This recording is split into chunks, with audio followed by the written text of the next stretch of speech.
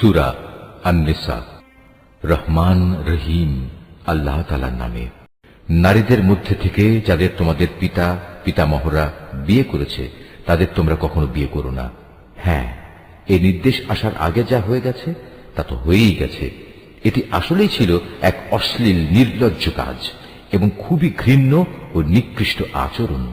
বিয়ের জন্য তোমাদের উপর হারাম করে দেয়া হয়েছে তোমাদের মা, তোমাদের মেয়ে, তোমাদের বোন, তোমাদের ফুপু, তোমাদের খালা, ভাইদের মেয়ে, বোনদের মেয়ে।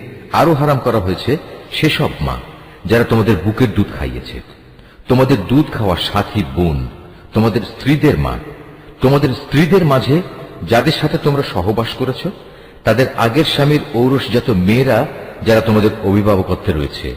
অবশ্য যদি তাদের সাথে তোমাদের শুধু বিয়ে হয়ে থাকে কিন্তু তোমরা কখনো তাদের সাথে সহবাস করনি, তাহলে তাদের আগের স্বামীর মেয়েদের বিয়ে করায় তোমাদের জন্য কোনো দোষ নেই। তোমাদের জন্য তোমাদের নিজেদের ঔরসজাত ছেলেদের স্ত্রীদের হারাম করা হয়েছে।